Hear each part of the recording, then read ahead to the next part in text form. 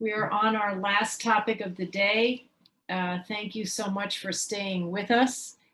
As you have noticed, this day has a theme, which is intelligence-driven prosecution. And we started with the notion that we heard from Andrew Faisman that, and there's now lawnmowers outside my window, but I will mute myself shortly. But our next topic is called Reducing the Criminal Justice Footprint Consistent with Public Safety. So we have talked about intelligence-driven prosecution that identifies people who are particularly violent. We have talked about the need for input from our communities that we've just had our breakout session on. And we're now going to talk about how to reduce the criminal justice footprint with public safety in mind.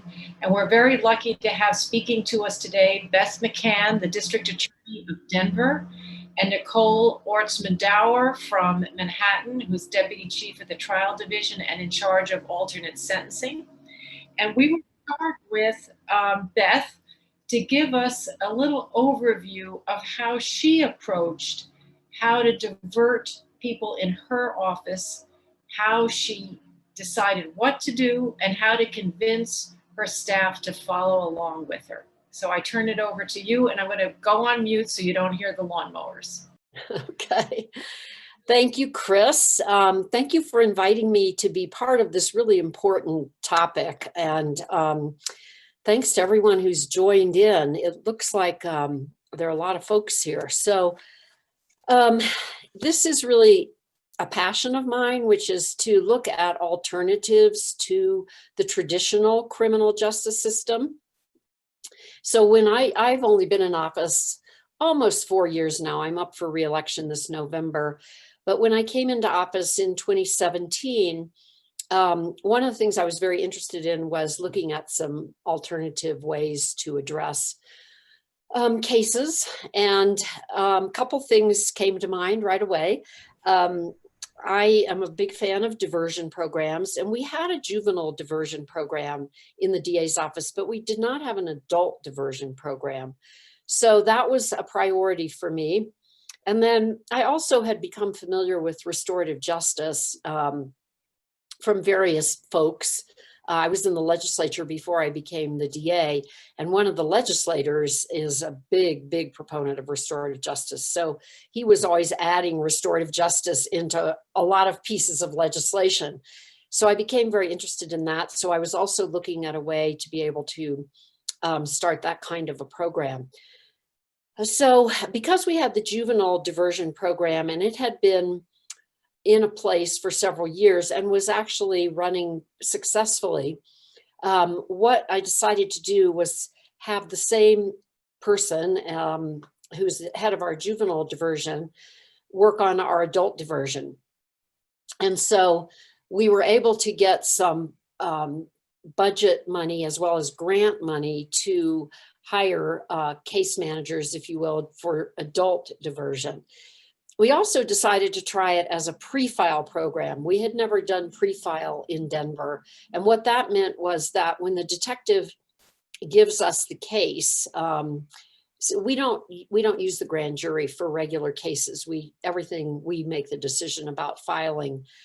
So the detectives present the case to our office, and then it is evaluated just initially for whether or not this kind of case and this particular defendant would be eligible for our adult diversion program.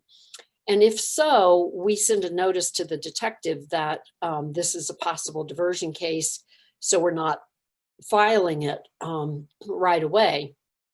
Then there's a process. So the person is interviewed, meets with our intake people for diversion, and then a decision is made about whether or not this is an appropriate candidate. So that's a little bit of a different process for the detectives and for our office. So we started the program about 2 years ago.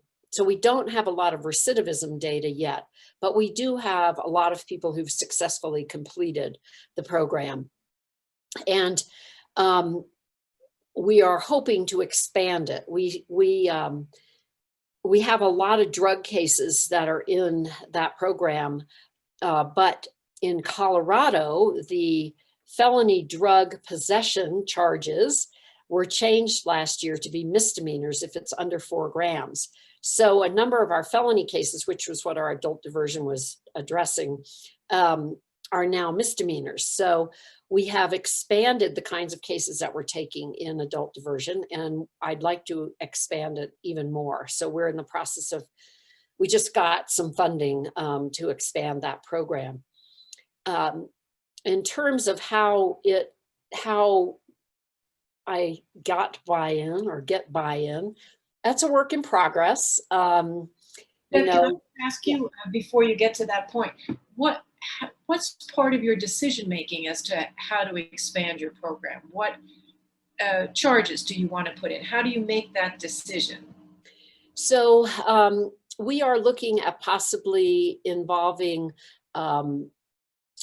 even domestic violence. We're not there yet, but we are looking at some of the more, trying to expand to some more of the violent crimes. We've traditionally stayed away from that, and it's been more low-level crimes, theft, drugs, forgery, identity theft, things of that nature.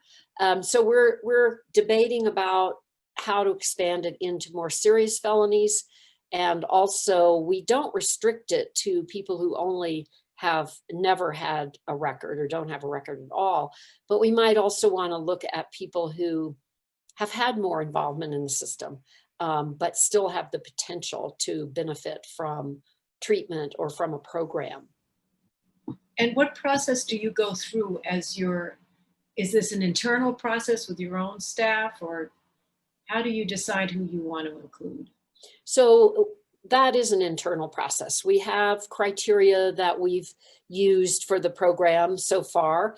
And so we just do that internally with my second in command, and then the head of our diversion office.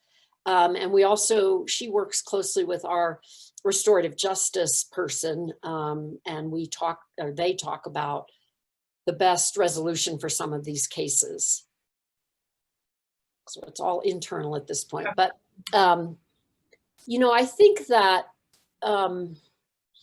because we've been careful about the kinds of cases we use for diversion, I think it hasn't been too hard a sell in the office because people were already familiar with the juvenile diversion. I think the pre-file piece has been more of an issue for both in our office, but also for the police department. And so we are actually doing a presentation to the police department detectives in 2 weeks, because when we started the program, they got a lot of information about it. But as you know, detectives move around, people forget, and we've been getting some pushback from the police department about cases that we have been considering for diversion. It got raised notably with respect to some of the protester cases that we've filed in Denver. We identified some of those as potentially appropriate for diversion. And I had talked to the police chief prior to considering those, about this possibility and about the possibility of restorative justice. And he wasn't overly thrilled with it, but he was amenable. But then the protests got much more violent in Denver. And I think that the police then felt like diversion wouldn't be appropriate.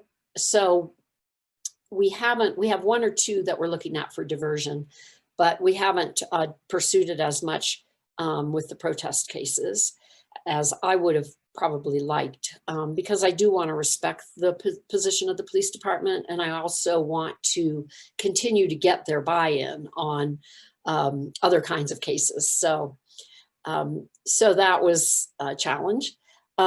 We have paid close attention to making sure that we have people of color represented in the program.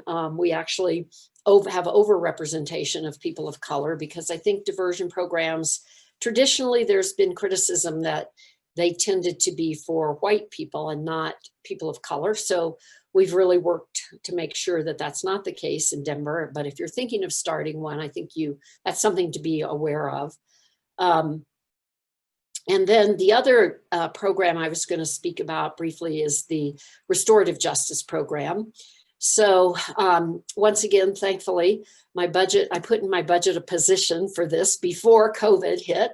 So last year I was able to get funding for a full-time person to run the program. And I just think that's really important because it's a lot of work. And, if you have a regular deputy or a staff person who has other obligations, it's really hard to get a brand new program up and running. So I hired a woman, a former public defender, actually, and we were able to contract with an outside nonprofit in Denver. It's called the Conflict Center, and they have done a lot of restorative justice in the Denver public schools. So we contract with them to actually handle the circle part of the restorative justice process. So we do the analysis as to whether or not someone is eligible. And then we refer the case to them, and their facilitators meet with the defendant, with the victim, and or a victim surrogate, and talk about what's going to happen. And then I think those of you familiar with restorative justice, it culminates in a circle kind of environment similar to the Native American peacekeeping, where the victim is present with support and the defendant is present with support. And then there are trained facilitators and community members, and they determine what would be an appropriate way to address the harm that was caused. I know I just have a very few minutes left, but I have some data that I think Chris is going to pull up, or someone who's better at that than I am, just to kind of give you a sense of how that program is going. You're muted, Chris. Yeah, it's the lawnmowers are still. But while we're waiting for that to be brought up, how did your staff react to this restorative justice? Was that something that they equally embraced? So I decided that we would start just with misdemeanors. And so we did a lot of training with our county court deputies and our victim advocates. Really, the victim advocates are critically important because they are the ones that typically will explain the program to a victim. There was some resistance, but it started slowly. We'd only get 2 or 3 referrals a month. We can take up to 6 referrals a month just because of cost, but it took several months. It's now been in place for about a year because we started in October of last year. And we are now, in the last couple months, we have more cases than we can handle. But it took almost a year to get people to understand it, to do the trainings. We have really worked with the victim advocates to be able to explain to victims about how it works. And so now I think we're now trying to move into felonies also we are moving into felonies for restorative justice. So this is just very quick because I know I don't have much time, but you can go to the next slide. So just to give you a sense of our statistics, you can go ahead and put them all up. So in the year, we've had 55 cases referred. We've had 26 successfully complete, 23 currently, and 6 withdrew before they started. If they want to go to trial, if they have to admit that they did the crime. And if they don't want to do that, then they can withdraw. And just the kinds of cases, we're doing assaults, child abuse, theft, and driving, baby DUI, which is a misdemeanor DUI, leaving the scene, and careless driving. So you can see that. And then the next slide.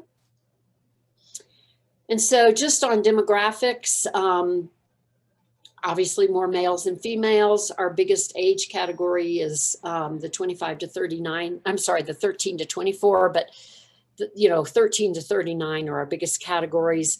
And 24 white, 14 black, 14 Hispanic, 1 Asian, 1 Middle Eastern, 1 Native American. Denver is predominantly white.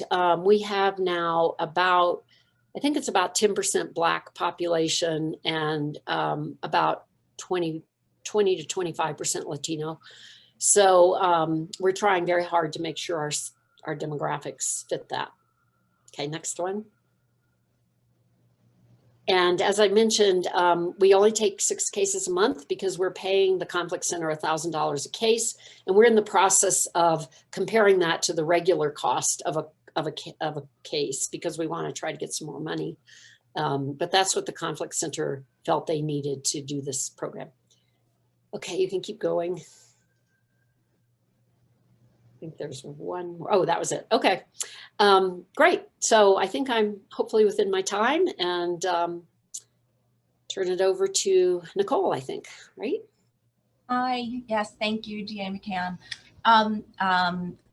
I'm Nicole Ortsman from Manhattan, the Manhattan DA's office, and I am now the Deputy Chief of the Child Division in charge of ATIs, but previous to that, I ran the Alternatives to Incarceration unit and helped form it in 2016 to 2017. We are, I would say, on our version maybe 2 verging on 3.0, the ATI unit. And so we have gone through some major changes. And I think we've been pretty successful, and we are lucky to have a lot of resources in the office and also in New York City, a very resource-rich area. But I think that there are a lot of nuggets from our tale, our origin story that are really helpful to other offices, because there are ways I think that you can replicate what we have done on a way smaller scale. And so to that end, let me tell you how we formed. So for years and years, like I'm sure every prosecutor's office, we made program dispositions. I mean, going back to modern prosecution in the 70s. And you know, these dispositions were mostly defense driven in that the individuals who got the programs were selected by the defense because they would call us and say, hey, I have a client who has a problem. What do you think about a program?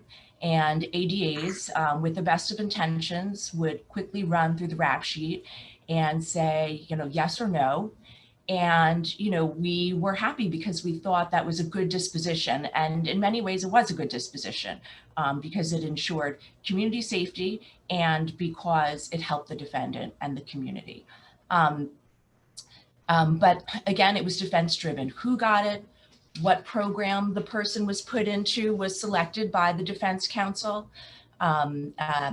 And the monitoring was very heavily done by the defendant and the defense counsel. So we would come into court, and for an update, a defendant would walk in with a letter, you know, sometimes of questionable authenticity. And if it was authentic, you know, it didn't always have all of the information that we would want in it. So for example, it may say, you know, John Smith is part of the program. And we would want to know, well, how many times did John Smith attend? If he didn't attend, did he call in? Did he make it up, the class? Did he or she test positive or negative? Progress was, the details of the progress really were not shared. And we had judges with differing levels of expertise in monitoring cases.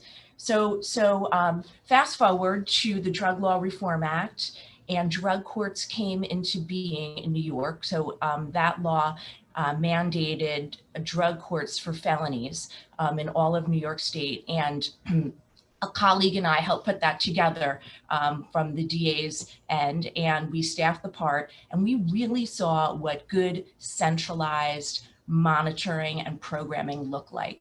There was a staff that assessed the participants.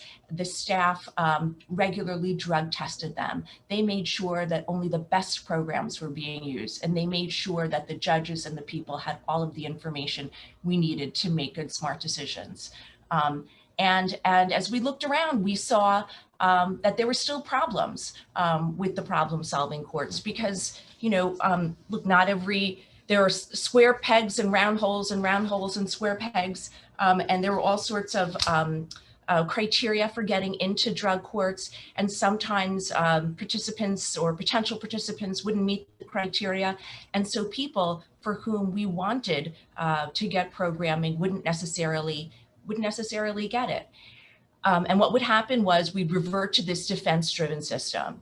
And, look, if you think about it, that system doesn't serve us as prosecutors. We have different goals. We need to protect the community. We want to protect the community. Sometimes it means programming. Sometimes it means, a plea or incarceration. But that's our goal, to protect the community and reduce recidivism. From the defense's point of view, they would rather their client beat the case or not get charged, or if they're going to plead guilty, have the lightest sentence as possible. And so it's like, this it's like a Venn diagram. Sometimes our goals met and sometimes they didn't. But in not being the drivers of the who got it, of the what, which program, and of the monitoring, we weren't making sure that our goal of reducing recidivism and community safety were met. And so because we needed to centralize, to standardize, and to track, we decided to create the Alternatives to Incarceration Unit. So we have now 5, almost 6 ADAs and 8 non-legal staff that help us do this. And we monitor close to 1,000 felony dispositions at any one time. But originally this was just me. And so I'm just interrupting you for a yes. second. Those numbers are just, there's like a collective gasp out here. So well, listen, we're going to bring it back to principles that anyone can apply, but I just wanted to. Right. I'll get to those principles. I promise. Yes. No. It is a large number, but we have a lot of different work streams. We have Raise the Age. We have our ATI court. We have our drug court. We have mental health court. We have veterans court. So it is a big pool. It is a big pool. But here's something that all of you can do. Hopefully, many of you can do. If you can spare an ADA, what I was asked to do, and I think was really super important in just gathering the knowledge. I'm a lawyer, I'm not a social worker. I went to law school. I didn't know the difference between inpatient and outpatient treatment, or Medicare and versus Medicaid, or funding streams, OASAS. All these acronyms meant nothing. But I spent what was originally supposed to be a few weeks just doing research, meeting people from different organizations. It grew to 8 months, and I was lucky that I was able to do this with an amazing investigator, and we put together results of our questions into a big spreadsheet, and we ended up just having a really great knowledge base of what was out there in different buckets: in substance use disorder treatment, mental health treatment, workforce development, how to pay for it all, right? Who's going to pay for this?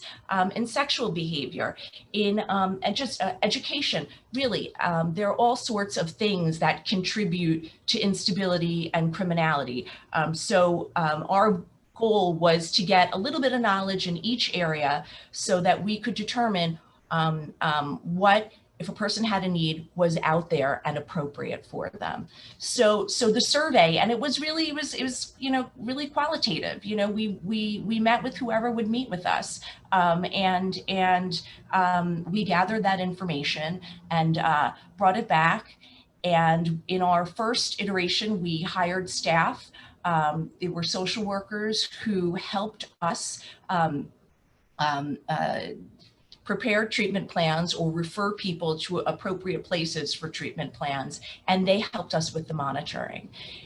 Eventually, we ended up contracting out that piece, but to the extent any of you have the ability to hire either, and it doesn't need to be an MSW, it could be someone with any kind of counseling license who has good people skills to be able to do that.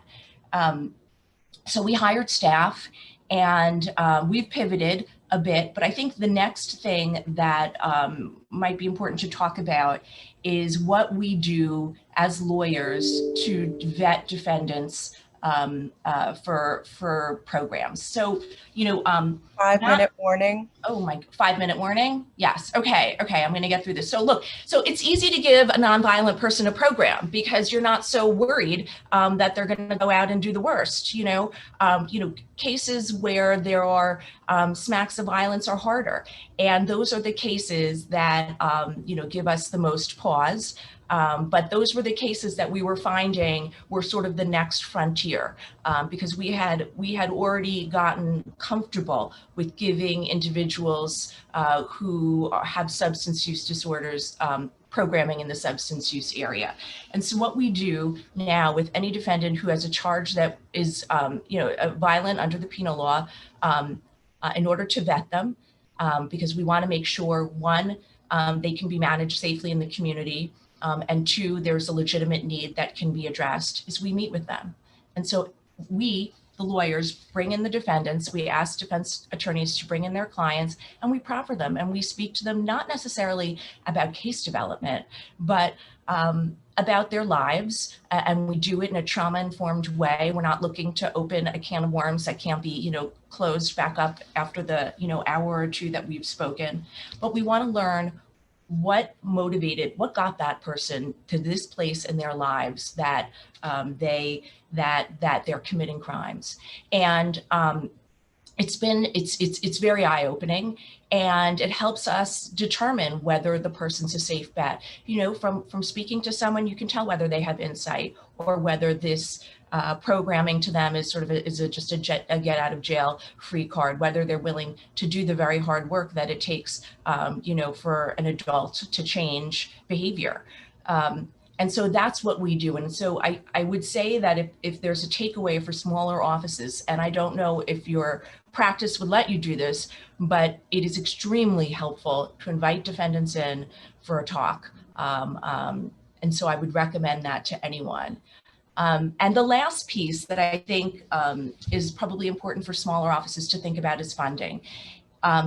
Most of our participants are from a very low income, and they're on Medicaid. And so we're finding that, that Medicaid pays for a lot of this. And so to the extent, I think jurisdictions are looking for money to actually fund programs or treatment, I don't think you need to do that if you're in a state that participates in Medicaid. So that would be my last piece of advice as to how we've done this over the years. And I've been recently appointed as Deputy Chief of the Trial Division in charge of ATI, not just the unit, to elevate the importance of ATIs in our practice and to send a message to our line ADs that this is a very effective sentencing tool that can ensure community safety. And it's about being, and it sounds a little cheesy, but it's about being smart on crime, not about being soft on crime. Well, thank you very much, Nicole. Did you have a slide you wanted to show us? We have another minute left. Yes, well, I have my slide of I think you have it. Okay. We'll see if Chantel can bring it up for us. But actually, as you do that, I can tell you about our version 3.0. Yeah, here's the slide. Oh, this is the slide. Okay. Yes, and so this really just outlines what I've discussed, why we created this. We wanted a prosecution-driven system. We did it by surveying what's out there qualitatively, and what we do to vet defendants. And it's in addition to the proffer, we rely on our CSU unit to provide us with information that isn't really knowable from a rap sheet. If an individual is, for example, a known gang member, or an individual is, currently being prosecuted, but is not yet, indicted or maybe being investigated. Those are things that don't make for good program dispositions. And so we consult with them on every single case. And we also put arrest alerts on and arrest alerts grew out of our CSU unit, we put arrest alerts on individuals who are participating in programs. So if they're rearrested, we know and can address the rearrest quickly, because addressing bumps quickly and close in time to the bump is the key to behavior change. Well, thank you very much. So I think this has given a super duper quick overview of different approaches to alternative sentencing. What we're going to do now is we're going to go into our breakout rooms and discuss different ways of doing alternative sentencing. Alternative sentencing and drug courts have been around for a long time, but this is a concept that's evolving, as you can hear from our two speakers. And again, we will have our same breakout group system that we had before. If you want to share information with each other, do that in the chat so you can share your contact information. If you want to talk later, you can also contact us and we can be together. So we are now going to go into our breakout groups.